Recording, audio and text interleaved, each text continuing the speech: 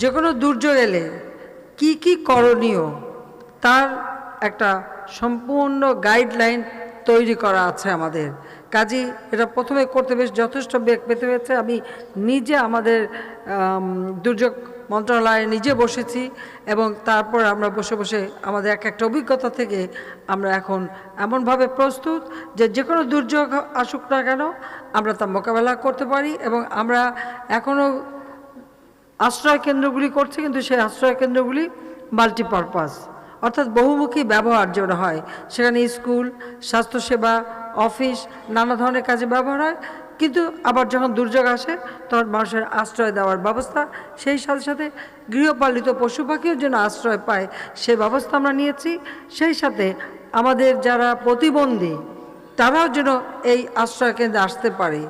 আমরা শুধু আশ্রয় কেন্দ্র বলে না, এখন থেকে যত নির্মাণ কাজ হচ্ছে সব জায়গায় আমরা যেমন র্যাম্পের ব্যবস্থা অথবা আমাদের প্রতিবন্ধীদের চলাফেরার ব্যবস্থা আমরা সেই ব্যবস্থা নিচ্ছি।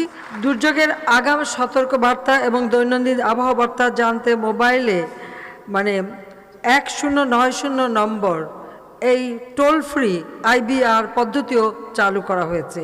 আর তাছাড়া আপনারা জানেন যে আমরা ইতিমধ্যেই আমাদের মহাকাশ জয় করেছি। আমরা বঙ্গবন্ধু স্যাটেলাইট 1 উৎক্ষেপণ করেছি। এই স্যাটেলাইটের মাধ্যমে একদিকে যেমন আমাদের তথ্য প্রযুক্তি সম্প্রসারণের সুযোগ রয়েছে, যেহেতু বাংলাদেশ ডিজিটাল বাংলাদেশ আমরা গড়ে তুলেছি, কাজে সেখানে এটা যেমন ব্যবহার হবে, সেই সাথে সাথে আমাদের চিত্ত বিনোদন অর্থাৎ টেলিভিশন ঘরে বসে দেখা সেটারও যেমন সুযোগ হবে।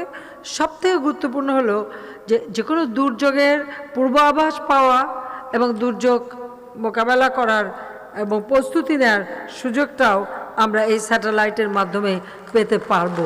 এটাই হচ্ছে আমাদের জন্য সবথেকে প্রয়োজন, যে দুর্যোগের তথ্য দ্রুত পেলে পরে তখন আমরা মানুষকে রক্ষার বিভিন্ন ব্যবস্থা নিতে পারবো। আমরা সেই পদক্ষেপও নিয়েছি।